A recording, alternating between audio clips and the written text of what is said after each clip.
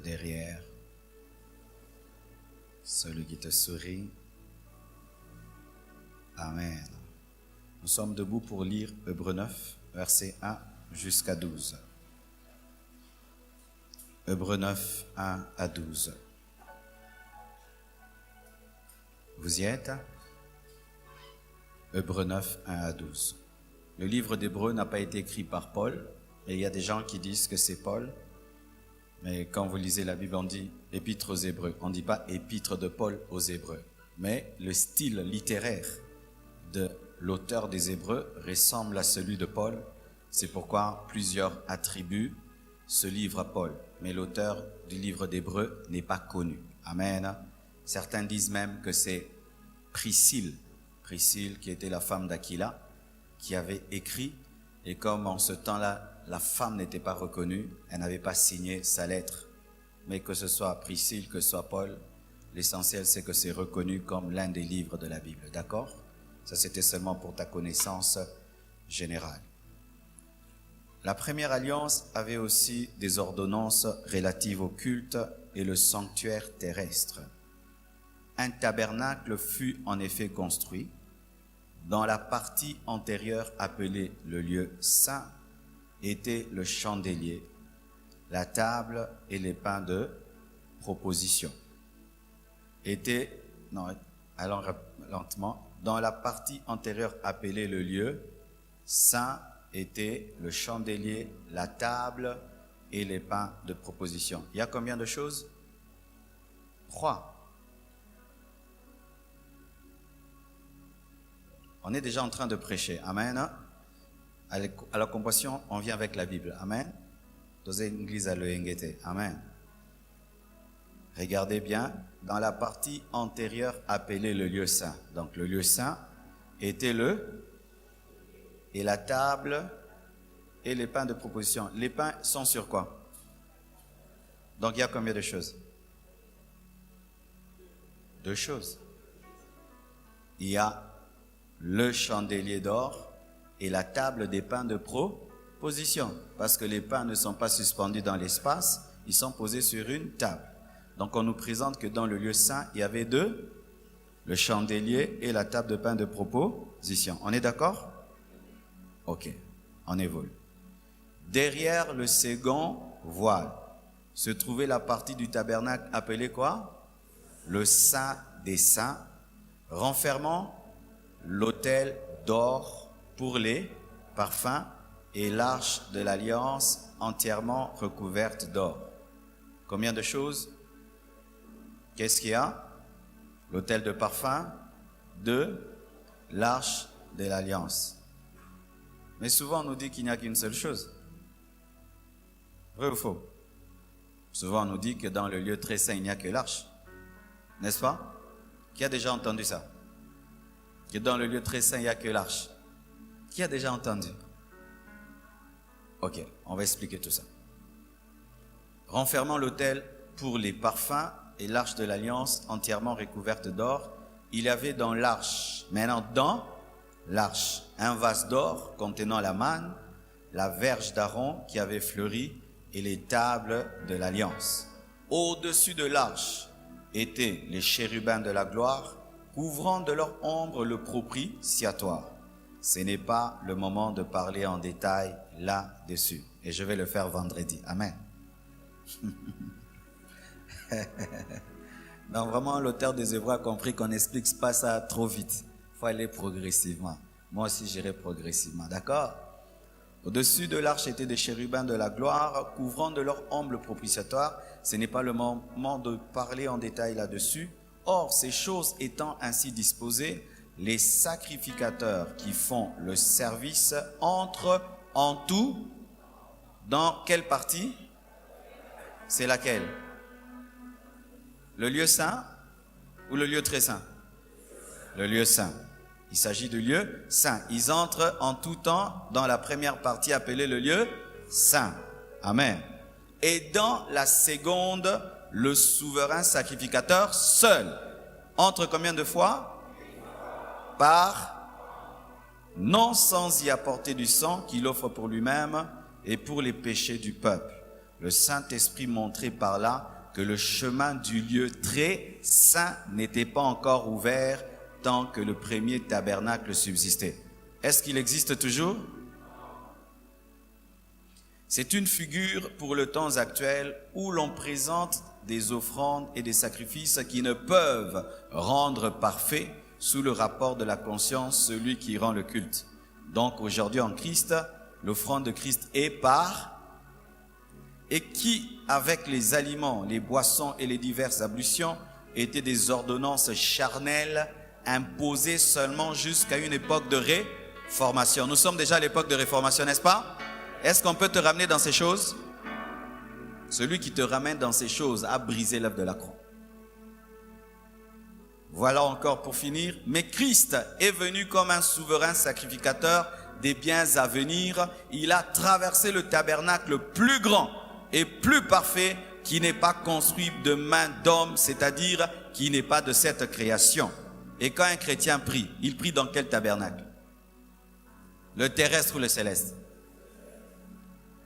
Tu crois ça? Tu crois ça? Tel il est, tel nous. Là où il est, là où nous. La femme du sacrificateur habite chez les sacrifiés. Aaron avait une femme? Oui ou non? Tu es maintenant la femme du souverain sacrificateur qui est plus que Aaron.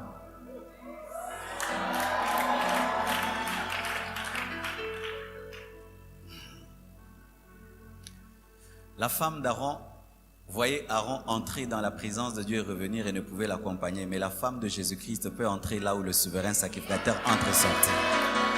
Ha! Alléluia. Tu vois une autre manière de lire la Bible. Amen. Hein? Ne lisez pas la Bible comme un kwaku. La Bible se lit lentement. Amen. J'aimerais terminer. Et il est entré une fois pour toutes dans le lieu très saint, non avec le sang des boucs et des veaux. On le compare à qui? À Aaron. Aaron entrait avec le sang des autres, mais lui il entre avec son propre sang. Jésus est élevé au-dessus de tout. Mais avec son propre sang, ayant obtenu une rédemption éternelle. C'est-à-dire ce qu'il a fait est fait pour l'éternité. Tu es sauvé éternellement. Acclamons le Seigneur. Amen. Asseyez-vous s'il vous plaît. Pour ceux qui sont des chercheurs, je vous donne d'autres versets que vous allez lire à la maison, mais je vais en parler vendredi. Exode 20, 1 jusqu'à 10. Si déjà vous lisez ça à la maison, ça va beaucoup m'aider le vendredi. Exode 20, 1 à 10. Si Jésus ne revient pas le vendredi, je vais continuer ça. Amen. Il faut toujours dire ça. Et puis Exode 27, 1 à 11, vous lisez ça. Donc, Exode 20, 1 à 10 à la maison, devoir à domicile. Exode 27, 1 à 11, vous lisez ça aussi. Exode 30, 18 à 21, vous lisez ça à la maison. Exode 38, 8, vous lisez ça à la maison. Amen. Ok.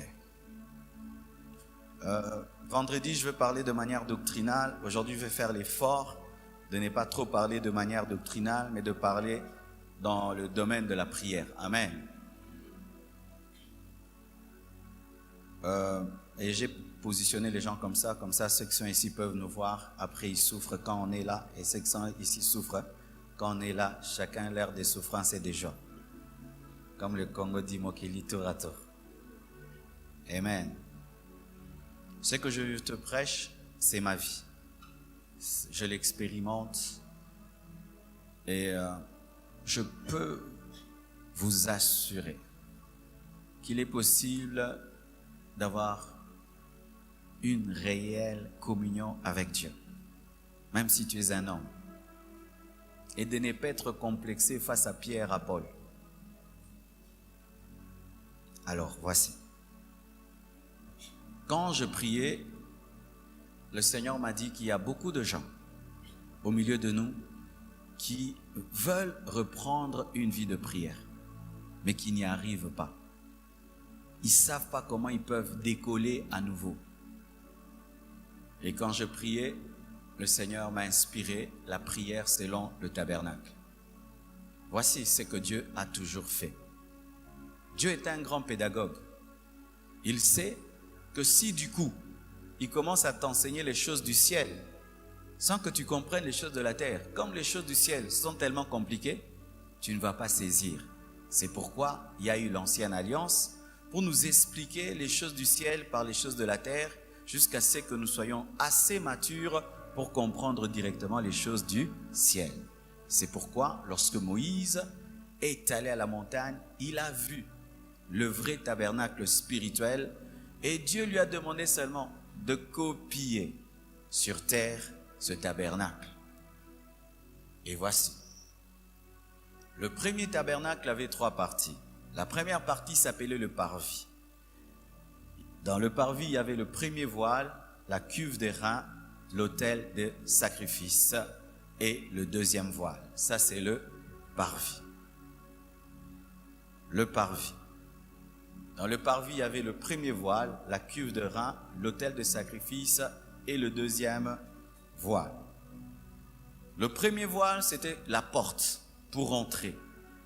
Quand tu veux entrer dans le tabernacle qui était un temple portatif, c'est ça, tabernacle, temple portatif. Tabernacle, c'est temple portatif.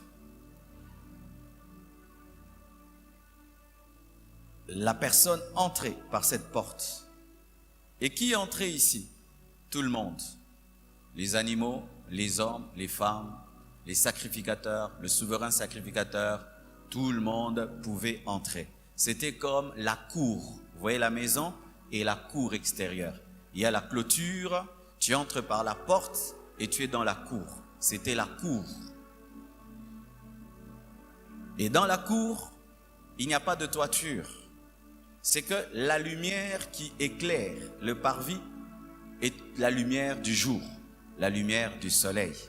Et il y a des bruits, les bruits des animaux qui bêlent, des chèvres, des moutons, des hommes qui parlent, des femmes. Il y avait plein de gens au niveau du parvis. Il y avait tout le monde et c'était vraiment distrayant. L'homme qui venait, le sacrificateur quand il venait, il entrait par la porte et les sacrificateurs arrivaient au niveau de la cuve des reins.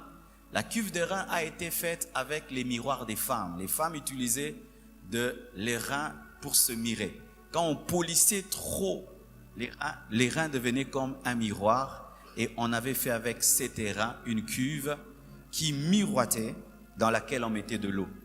Les sacrificateurs se lavaient les pieds et les mains en signe de purification avant de servir Dieu. Amen. Ils se purifiaient ici, ils se miraient, ils se purifiaient avant de servir Dieu avec de l'eau. Et à ce niveau-ci, c'était un autel fait des reins, les reins qui symbolisent le jugement de Dieu, sur lequel on offrait des animaux pour le péché. Pour le péché, quand un homme péchait, c'est ici qu'on offrait des sacrifices pour qu'il soit pardonné. Ici, il y a tout le monde, il y a du bruit, des hommes, des femmes, les lévites, les sacrificateurs, des animaux, et c'est la lumière du jour. Amen. Et maintenant, après ce parvis, il y a un autre voile. Ce voile prépare à entrer à un autre niveau qui était le lieu saint. Amen. Et la personne entrait. À ce niveau-ci, il y a la table des pains de proposition, il y a l'autel des parfums qui est un cas qu'on va traiter, il y a le chandelier d'or. J'aimerais que le chandelier vienne là et l'autel de parfum aille là. Voici. Ici, c'est tout le monde. Les animaux, les hommes, les femmes, il y a du bruit. C'est la lumière du jour qui éclaire. C'est comme la cour. Mais quand on entre par ce voile, on entre comme dans la maison. Amen. Mais en ces temps-là, c'était la tente. On entre dans la tente. Là, c'est la cour de la tente. Ici, on entre dans la tente. Et là, ce n'est pas tout le monde qui entrait. C'était seulement les sacrificateurs et le souverain sacrificateur qui entraient ici tous les jours. Tous les jours. La première chose qu'on rencontrait au niveau du lieu saint, c'était le chandelier d'or qui était là pour éclairer le lieu saint. Le lieu saint n'était pas éclairé par la lumière du jour, mais était éclairé par le chandelier. Et le chandelier était là pour éclairer la table des pains de proposition, parce que les pains devaient être mangés par les sacrificateurs. Amen. Vous suivez? Les pains qui étaient sur cette table étaient remplacés après une semaine. Après une semaine, on remplaçait. Et cette table contenait 12 pains symbolisant les 12 tribus d'Israël, afin de prophétiser qu'il y a le salut pour tous en Jésus. Ce n'était pas 11 pains ni 10 pains, mais 12 pains, parce que Dieu est le Dieu de toutes les tribus. Amen. Et cette table avait des rebords pour que le pain ne tombe pas. On ne voulait pas que le pain tombe. Cela révèle notre sécurité en Jésus. Jésus fera que tu ne tombes pas, que tu ne l'abandonnes pas. Alléluia. Parce qu'on soit tout le tabernacle, de la porte jusqu'à l'arche, c'est Jésus. Ça, je vais expliquer ça vendredi. Amen. La table de pain de proposition. On changeait le pain une fois par semaine et il y avait le chandelier d'or qui éclairait tout le lieu saint. Amen. Ici, il y a un problème. Ici. Vous me suivez? Voici une chose. Quand vous lisez la Bible, on dit que tous les jours, Aaron et les sacrificateurs devaient allumer le parfum, n'est-ce pas? Pour qu'il y ait l'encens, signe d'adoration et de prière dans le lieu saint, n'est-ce pas? Tous les jours, n'est-ce pas? Et pour qu'ils le fassent, l'autel de parfum doit être dans le lieu saint, n'est-ce pas? Parce que c'est dans le lieu saint qu'on peut aller tous les jours, n'est-ce pas?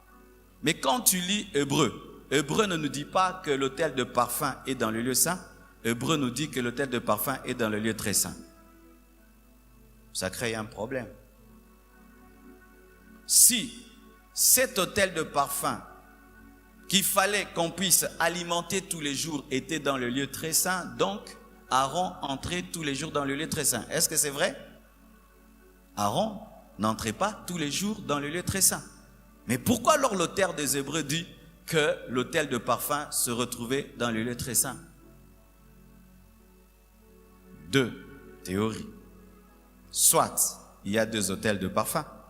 Un autel de parfum qu'on alimente tous les jours et un autre autel de parfum qu'on utilise une fois l'an. Mais pour ma part, je ne crois pas cela. Car dans la fabrication des ustensiles de temple, nous voyons que chaque chose est unique. On ne faisait pas deux cuves d'airain, deux autels de sacrifice parce qu'il y a beaucoup de gens. Pour ma part, je crois que l'autel de parfum était utilisé de deux manières. Il était utilisé tous les jours pour offrir le parfum, mais le jour où Aaron, parce que c'était à côté du troisième voile, le jour où Aaron devait offrir maintenant dans le lieu très saint, prendre le sang offert au niveau de l'autel du sacrifice, amené sur l'arche. Ce jour-là, il amenait l'autel du parfum qui était à côté du voile déjà, donc déjà à côté du lieu très saint, il l'amenait dans le lieu saint. Et il ne pouvait jamais prendre le sang qui a été versé au niveau de l'autel de sacrifice, le mettre sur l'arche sans utiliser l'autel de parfum, parce qu'il devait d'abord répandre l'encens dans le lieu très saint pour dire à Dieu, ne me vois pas, mais vois Jésus, parce que l'encens révèle les perfections de Christ. Mais pas aujourd'hui, en ce temps-là. N'allez pas prendre l'encens pour prier avec. Amen. Tous ceux qui utilisent l'encens aujourd'hui ne sont pas dans le Nouveau Testament. Mais en ce temps-là, l'encens représentait les perfections du Christ qui faisaient que Dieu se concentrait sur Christ et oubliait les défauts d'Aaron. Amen. Donc voici ce que je crois, c'est que l'autel de parfum tous les jours était utilisé pour offrir les sacrifices, pour offrir le parfum, mais le jour où Aaron aussi, une fois l'an, devait entrer dans le très saint, les saints des saints, pour la grande expiation, Il utilisait ce même autel de parfum, mais de l'autre côté, parce que c'était des ustensiles portatifs, car même l'arche était portative. Amen. Et il pouvait l'utiliser là-bas. Pour les lecteurs de la parole, chaque fois que tu vas lire, tu trouveras toujours ce dilemme. Tu te dis, mais au fait, mais l'autel de parfum est dans le lieu saint ou il est dans le lieu très saint? Est-ce qu'il y a deux autels de parfum? Est-ce qu'il y a contradiction? La Bible ne se contredit pas. Quand tu ne comprends pas, c'est que tu n'as pas reçu la révélation. Amen. Maintenant, par rapport à la vie de prière. Voici mes frères et sœurs. Il nous arrive des fois de perdre la vie de prière. C'est-à-dire que tu ne pries plus comme avant. Toi-même, tu sens que tu n'as plus les mêmes aptitudes à prier Dieu comme avant. Tu pouvais prier facilement 5 heures du temps. Prier 1 heure devient une chose difficile. Tu pouvais prier toute une semaine, mais prier rien qu'un jour devient difficile. Lorsque tu perds la vie de prière et tu veux la retrouver, qu'est-ce qu'il faut faire? Car sachez, mes frères et sœurs, il n'y a pas d'alliance sans communion et il n'y a pas de communion sans dialogue. Et donc, il n'y a pas de communion sans prière. Un chrétien qui vit dans la communion avec Dieu prie. C'est l'un d'ailleurs des signes qu'un homme est en communion avec Dieu. Il prie, il prie, il prie. Le Seigneur est venu aujourd'hui t'aider à redécoller. Préparez-vous à redécoller. Alléluia. Voici ce qui arrive. Lorsque tu perds la vie de prière et tu te décides, je dois recommencer à prier. Rassure-toi que tu entres par la porte. La première chose, rassure-toi que tu entres par la porte qui est Jésus. Ce n'est ni par force ni par puissance. Il faudrait que Dieu te fasse grâce et il ne fait grâce qu'en Jésus-Christ. Donc si tu veux reprendre ta vie de prière sans compter sur Jésus, tu vas échouer. Tu veux échouer, c'est pourquoi tu échoues. Et tu échoues, pourquoi? Parce que tu veux entrer là où se trouve l'arche, mais sans passer par la porte du parvis. Jésus d'abord. Tu dois venir devant Dieu en Jésus. Seigneur, je ne prie plus. J'ai perdu ma vie de prière, mais je viens au devant de toi au nom de Jésus, restaure-moi. Ne viens pas avec ta propre volonté, tes propres décisions, ta propre discipline, ton propre programme. Désormais, je vais prier 4 heures du temps, je vais faire ceci. Si tu fais tout cela sans compter sur Jésus, tu vas abandonner. Jésus d'abord. Tu dois te reconnecter à la porte. Chaque fois que nous perdons la vie de prière, en soi, nous perdons le chemin de la porte. Ta communion avec Jésus est perdue. Tu dois la retrouver. Jésus doit redevenir la personne la plus merveilleuse de ta vie. Amen. Et tu entres. Mais voilà ce qui va t'arriver. Quand tu vas commencer à prier, tu vas vivre les manifestations de ta maladie spirituelle. Ça veut dire que l'habitude que tu as prise à ne pas prier va refuser de te quitter. Ce sera de temps de lutte au niveau du parvis. Où il y a du bruit, tu pries, les pensées divaguent. Tu pries, ça divague. Tu as du mal à rester sur une requête. Tu ne ressens même pas la présence de Dieu. Tu ne ressens même pas la gloire de Dieu. Tes pensées vont dans tous les sens. Tu commences même à te rappeler des choses inutiles, mais dans la présence de Dieu. Tu n'as même pas quoi lui dire. Tu ne sais pas rester sur une requête. Tu ne sais pas rester fixe. Tu t'assieds, tu t'agenouilles, tu te tiens debout, tu te grattes. Tu sens tout en toi, c'est la démangeaison. Tout te dit de te tenir debout et de sortir. Beaucoup de gens lâchent quand ils arrivent là. Ils disent, ah, ça va pas marcher. Non, c'est normal qu'il y ait du bruit dans le parvis. Alléluia. C'est normal que tu sois distrait quand tu es dans le parvis, parce que pendant que tu es concentré, il y a une poule, il y a un chien, plutôt il y a une chèvre qui dit mais, et tu la regardes. Mais n'oublie jamais l'existence du lieu très saint quand il y a le bruit du parvis. Ici, il faut résister. Tu dois résister. Résister. Ton corps te dit arrête. Tu dis je continue. Les pensées vont dans tous les sens. Tu dis je continue. Je ne vais pas lâcher. Et voici une chose qu'il faut faire. Éteignez vos téléphones. Éteins ton téléphone. Ferme la porte. Chasse tout ce qui peut te distraire, car si tu ne le fais pas, tu vas commencer la prière au parvis, tu la finiras au parvis. C'est-à-dire tu feras une prière dans laquelle tes pensées n'étaient pas fixes, tu n'avais aucune joie, aucun plaisir dans cette prière. C'était lutte et forcing et forcing et forcing. Et quand tu finis la prière qu'à ce niveau-là, tu en sors insatisfait. Et tout est dans la parole. Voici comment faire pour arriver à vaincre la distraction qu'il y a au niveau du parvis. Vous voyez, l'homme, il est fait de corps, d'âme et d'esprit. Lorsque tu pries au niveau du parvis, c'est une prière où tu sens ton corps. Tu pries, mais tu n'as pas conscience du Saint-Esprit. Tu sens plus la fatigue de ton corps, que tu as faim si tu jeûnes, tu as sommeil, tu sens des trucs. Là, c'est ton corps, le parvis. Et voici ce qu'il faut faire pour vaincre quand tu es à ce niveau-là. Tu dois aller au niveau de la cuve des reins. Si tu vas vers la cuve des reins, tu vas oublier toutes les femmes qu'il y a dans le parvis, les allers-retours des lévites, des sacrificateurs, les animaux qui font du bruit. Tu vas te laver.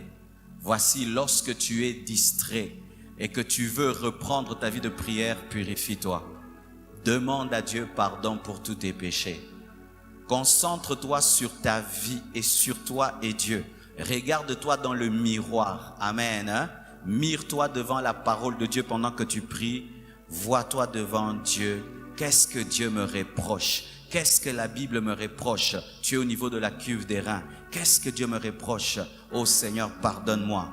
Eux, ils étaient lavés par l'eau, mais nous sommes lavés par le sang de Jésus. Amen. Seigneur, pardonne-moi, efface mes péchés, parce que la culpabilité empêche d'être concentré. Amen. Et sentir que Dieu peut te reprocher des choses t'empêche d'être concentré. Et tu demandes à Dieu pardon pour tous tes péchés et tu te mets en ordre avec Dieu. Ensuite, tu te concentres sur l'œuvre de la croix, car l'autel des sacrifices représente Golgotha. Tu commences à dire à Dieu merci pour l'œuvre de la croix, pour le sang de Jésus qui a coulé pour toi, pour la rédemption, pour la justification, pour la rémission de tes péchés, pour le tombeau qui est vide, pour tout ce que Christ a fait pour toi. Et plus tu te concentres sur ce que Jésus-Christ a fait pour toi, tu commences à oublier tout ce qui se passe dans la maison, tout ce qui se passe.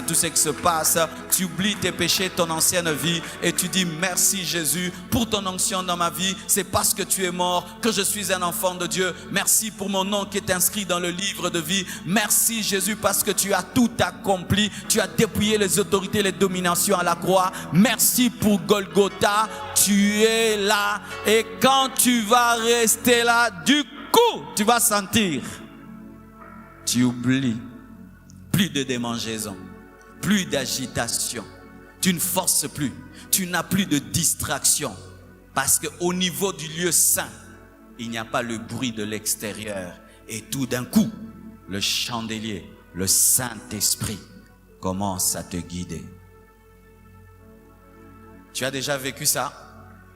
Où tu commences la prière, c'est le forcing, et tu pries même en langue, mais langue en oranzoto, tu pries, et puis même la plupart de nos cultes commencent comme ça.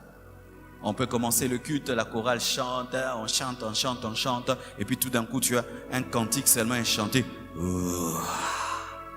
C'est comme un avion qui atteint sa vitesse de croisière. Amen. Hein? Et ça, tu peux vivre ça dans ta chambre, toi-même dans ta chambre. Mais le problème de beaucoup de chrétiens, c'est quand vous luttez là, le corps vous tient, vous distrait. Vous dites Amen. Non, continue jusqu'à percer.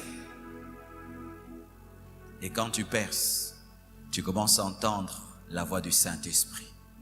Le Saint-Esprit commence à te parler. Il commence à te dire des choses. Tu sais que tu as telle destinée? Ah, c'est vrai.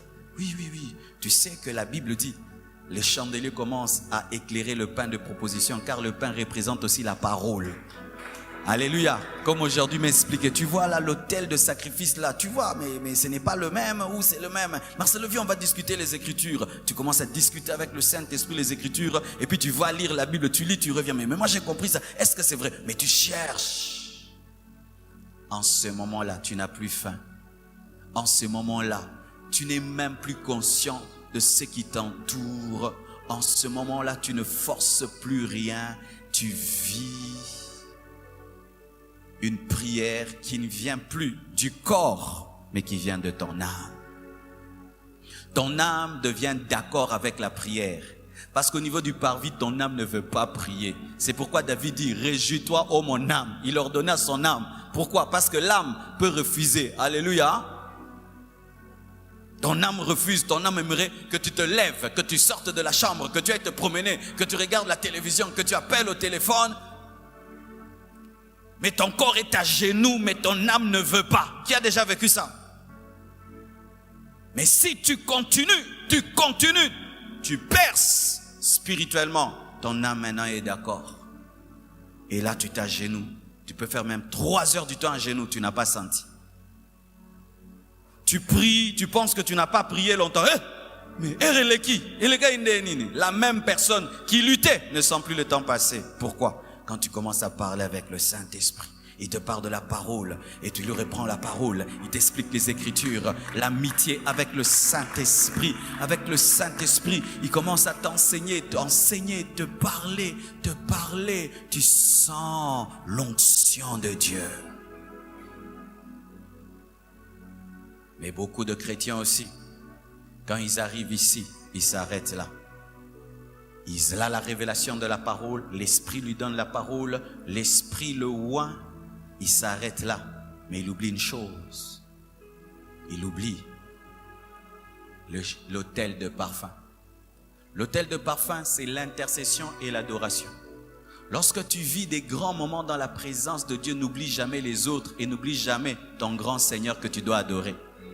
C'est pourquoi, frères et sœurs, le plus haut niveau de la prière, c'est lorsque tu t'oublies toi-même, tu commences à penser aux autres et tu commences à adorer ton maître qui t'a choisi.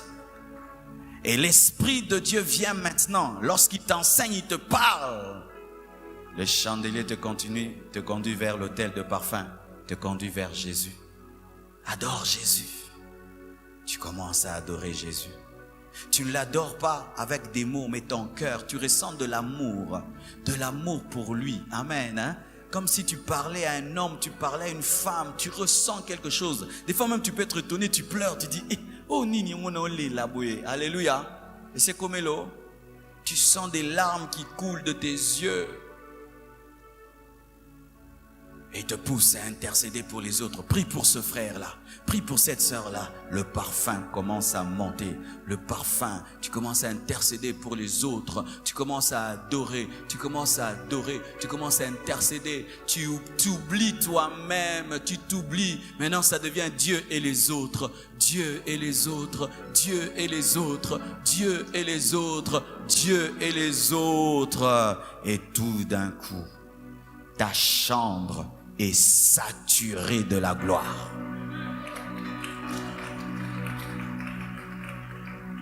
Saturée de la gloire.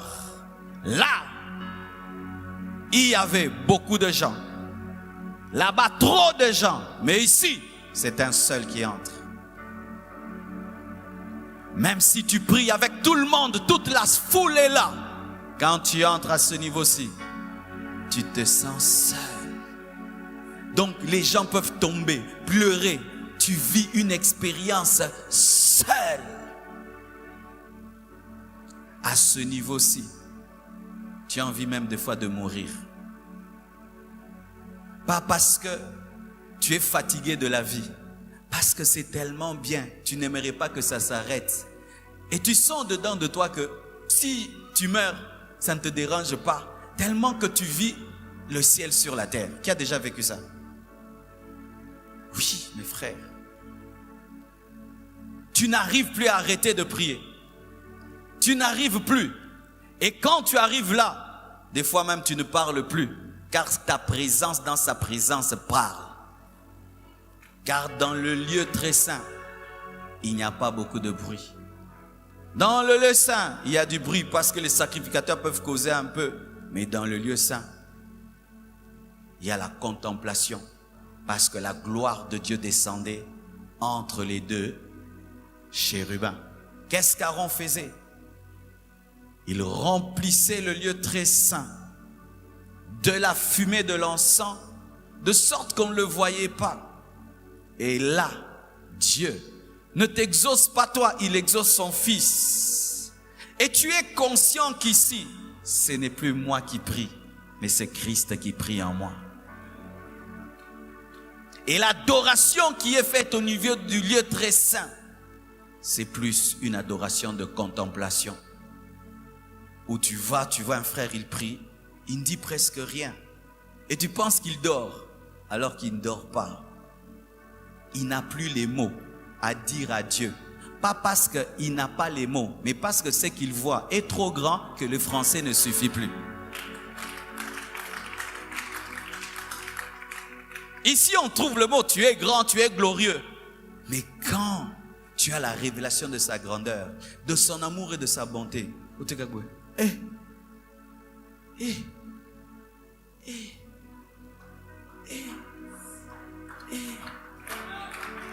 quand Moïse est descendu de la montagne et qu'il était en contact avec Dieu, si on lui posait des questions, explique-nous comment il est, il allait dire quoi?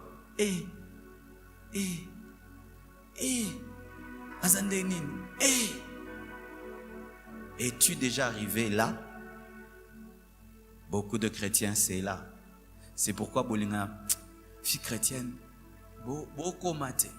C'est comme des gens qui sont mariés, mais qui n'ont jamais vécu la satisfaction sexuelle. Vous voyez, il y a des gens qui sont mariés, mais depuis qu'ils sont mariés, ils n'ont jamais connu la vraie jouissance sexuelle. Alors, il dit souvent aux gens, mais vous m'avez dit que dans le mariage, il y a le plaisir. Moi, je ne vis pas ça. Mais les mariés qui vivent ça, ils te disent, non, mais le mariage, c'est extraordinaire. Mais extraordinaire, on a vivre en côté. Et il y a des chrétiens frigides, spirituels, impuissants spirituels. Depuis qu'il est marié à Jésus, il n'a jamais connu la satisfaction spirituelle. Il n'est jamais arrivé. Il n'est jamais arrivé. C'est comme dans le mariage. Tu n'es jamais arrivé au point de la vraie jouissance. Et il y a des chrétiens qui, toutes leurs prières, pressés. Seigneur, bénis cette journée. Seigneur, gloire à Dieu pour la journée. Je dors. Seigneur, bénis cette journée. Seigneur, merci pour la journée. Merci pour la nourriture. Toi, tu penses que tu vas arriver ici? Même dans la sexualité, dans le mariage, tu es pressé. Tu fais tout vite. Jamais tu vas vivre le vrai plaisir. Car le vrai plaisir, le vrai bonheur demande la patience. Même avec Dieu. Parce que c'est un mariage. C'est un mariage, frère. C'est pourquoi tu vas abandonner Dieu. Mais le problème, ce n'est pas au niveau de Dieu. C'est toi qui es pressé. Je vous assure, mes frères, je vous assure. Lorsque tu commences à vivre ça, tu commences à préparer tes moments de prière. Parce que tu sais, je dois passer du temps avec Dieu. Téléphone, cac, tu éteins. Pas. Tu débranches, pas, tu fermes, pas, tu pries. Et quand tu commences à prier, ton corps te dérange, tu sais que c'est normal, c'est le chauffage. Amen. Qui fait le sport? Quand tu fais le sport, n'est-ce pas qu'au début tu fais quoi? Tu as des courbatures, le cœur ne va pas. Est-ce que tu laisses? Tu te chauffes. Après, ça commence à aller. Après, tu ne sais plus t'arrêter, n'est-ce pas? Il en est de même dans les choses spirituelles. Mais non. Ici, au niveau de l'arche, que dit la Bible? Dans l'arche, il y avait 3 choses. Le bâton d'Aaron qui avait fleuri, il y avait la manne et il y avait la loi que Dieu avait donnée à Moïse. 3 choses. Ces 3 choses étaient dans l'arche et ne sortaient jamais de l'arche. Aaron sortait, mais ses bâtons restaient et la loi restait et la manne restait. Ces choses étaient prisonnières de la gloire de Dieu, mais Aaron pouvait sortir, mais elles restaient. Mais quand Jésus est entré, il est resté.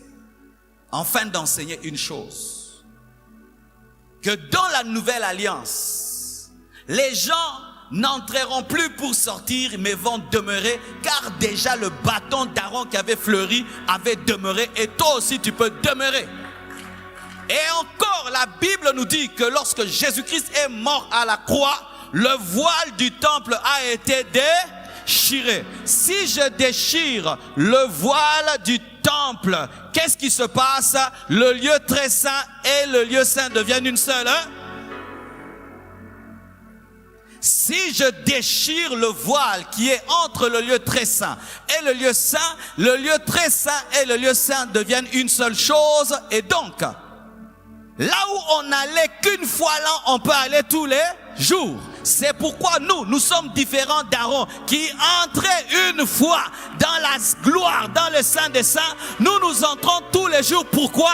Le lieu saint et le lieu très saint ont été réunis par l'œuvre de la croix. Ainsi, tous les jours de ta vie, tu peux prier dans le lieu très saint qui est spirituel. Voici un homme qui a déjà expérimenté la vraie prière jusqu'au niveau où sa chambre, son esprit est saturé de la gloire de Dieu. Il ne saura plus prier ici. Il ne saura jamais faire les prières du parvis. Jamais. Jamais, jamais. C'est comme un vrai sportif. Il ne peut pas faire un entraînement de 5 secondes et puis il arrête. C'est l'échauffement. Et un vrai homme qui a déjà connu l'intimité profonde avec Dieu, au point où tu oublies tout, il devient tout pour toi, tu ne sauras plus vivre une vie de prière, de distraction.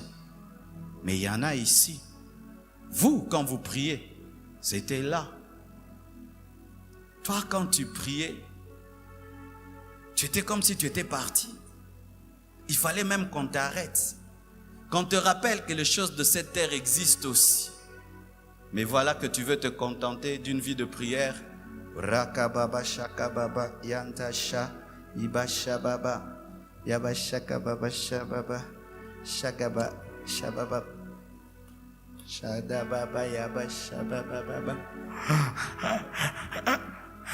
shababa na okufa bavi après bon na kufi yesa zwanga.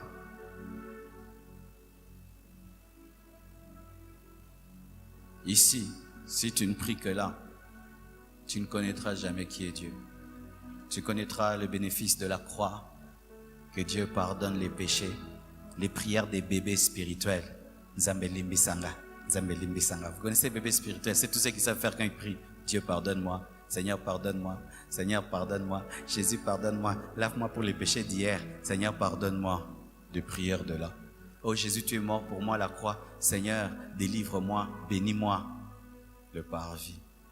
Mais quand tu grandis, tu commences à causer avec le Saint-Esprit dans la prière. L'Esprit commence à t'enseigner, te donner le pain. Il éclaire le pain. Il éclaire des versets que tu avais lus. Tu commences à les comprendre davantage, à les saisir davantage. Tu commences à entendre la voix de Dieu. Tu commences à dire, Dieu m'a parlé quand je priais. Il commence à éclairer certains domaines de ta vie que tu ne voyais pas. Il te dit, mais tu sais, tu as aussi tel potentiel. Oh, moi, oui, tu as tel potentiel. Et il commence même à te donner les noms des gens quand tu pries. Et dit, prie pour tel. Il te donne des requêtes. Bien aimé. Et il te dit des fois, arrête de prier, va lire la Bible. Tu ouvres, il éclaire et puis il te ramène encore à prier. Oh, vivable à bongo. T'es. Désolé. Il y a des gens qui prient comme ça. Atiki, akina Bible. Tangi. Alfukami. Shenda yega yanda.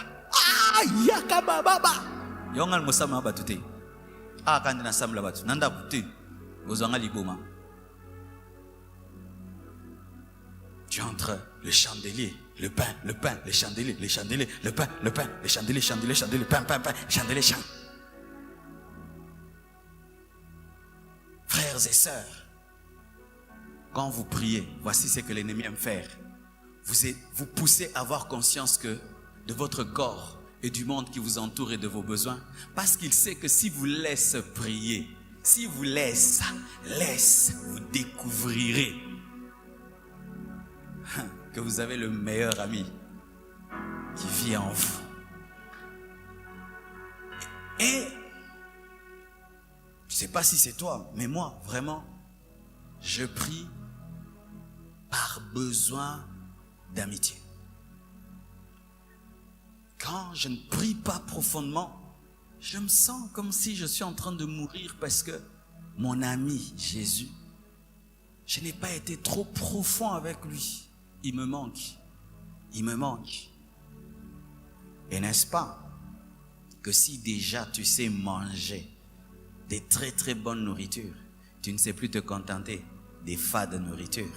Une fois que tu as expérimenté la vraie prière profonde, tu ne peux plus te contenter des prières superficielles. Tu ne sauras plus le faire. Des fois même, tu prieras tellement que tu es captivé par la présence de Dieu, prisonnier de la présence de Dieu. Tu dis, je demande un congé au boulot. Je dois faire 3 jours de retraite. Je décide maintenant de jeûner mercredi et vendredi. Non, cette nuit, je sens, je ne vais même pas dormir. Je continue cette prière. J'ai lu le livre d'un homme sur la prière. C'est parmi les gens qui m'ont formé dans la prière. Il s'appelait Ids le prière. Il est même mort dans la prière. Un jour, il va manger dans une maison. Pendant qu'on lui donne la nourriture, il commence à prier. Seigneur, merci pour cette nourriture que tu nous donnes. Que la gloire te revienne. Sanctifie cette nourriture. Pense aux pauvres qui n'en ont pas. Oh Dieu, pense à eux.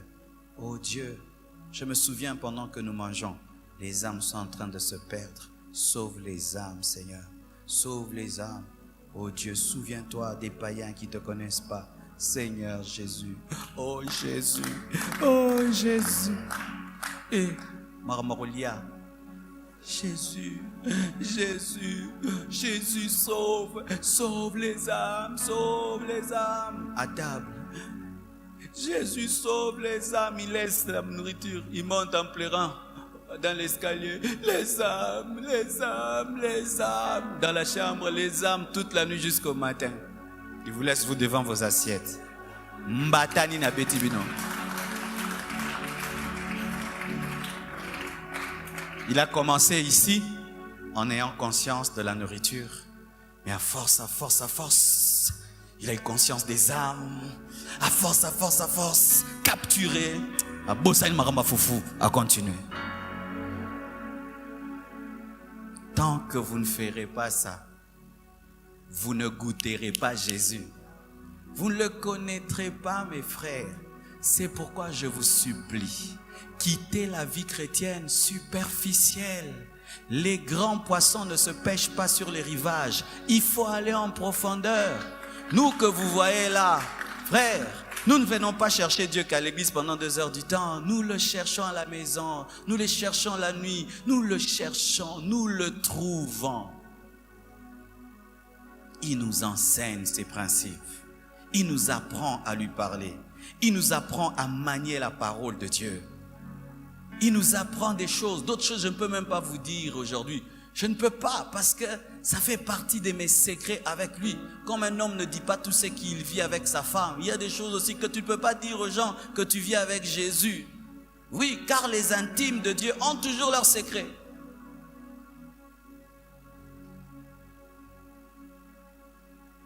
Mais la porte, c'est Jésus. Entre ses mains. Quand tu entres dans la prière, voici ce qui arrive des fois aussi. Hier, quand tu as prié, tu n'as même pas senti ton corps te déranger directement. Ça arrive des fois comme ça. Dernièrement, quand on était en Hongrie, On a fini le travail, on était très fatigués. Et souvent, quand on a fini le travail, on est très fatigué. On rend grâce à Dieu calmement et puis on dort. Et on était là en train de causer avec Blanche. Une voix dit à Blanche, prions, pas prier, prions. Et Marcelo, j'entends une voix me dire prions. J'ai dit, prions alors. On prie seulement. Oh Dieu, on sent seulement la gloire. Ouf! Tu sens que vous êtes transporté des prières faibles à la prière profonde en une seconde. J'ai dit, ce qu'elle veut dire ceci. Et pendant qu'on prie, l'Esprit commence à me dire, voici ce qui va t'arriver dans ton ministère. Quand tu vas rentrer, tu verras ça, tu vivras ça. Voici. En quelques secondes, l'onction prophétique tombe sur toi. Mais il y a d'autres jours, tu as vécu ça. Le matin maintenant, tu te dis, quand seulement je vais prier, ouah, résistance. Ne dis pas que Dieu t'a abandonné. Persévère. Hirakasha, Rindabasha, Yamashika Rabasuta, Yanda, Shanda Rababa. Le téléphone se ra. Shadaka. Le bruit entre, tu fermes. Yanda Rabashanda, fatigué d'être debout, tu t'agenouilles. Rababa, tu es fatigué de t'agenouiller, tu pries même allongé. Fatigué de t'allonger debout. Shanda, Dieu voit, cet enfant, cet enfant me cherche. Pouf, l'Esprit de Dieu commence à te parler. L'Esprit de Dieu commence à t'enseigner. L'Esprit de Dieu commence à te révéler les choses. Il commence à te donner des requêtes. Il te pousse dans l'adoration. Et l'adoration t'amène dans la gloire. Et la gloire, chaque fois qu'elle descend, transforme l'homme qui la vit. La gloire est venue sur Moïse, son visage a rayonné. Mais nous, ce n'est pas seulement le visage qui rayonne, toute notre vie rayonne. Car Jésus sur la montagne de la transfiguration, ce n'est pas seulement son visage qui a rayonné, tout en lui a rayonné. Tel il est, tel nous sommes. Est-ce que vous croyez ces choses? Est-ce que nous pouvons prier? Voici pour terminer. Soyez capturés par la gloire de Dieu. Une fois que tu arrives à prier jusqu'au point d'être saturé de lui, ne cherche qu'à faire que de telles prières. Et tant que tu n'es pas arrivé là, ne lâche jamais plus. Parce que comme tu l'as goûté, ton esprit n'oubliera jamais. Que Dieu vous bénisse abondamment.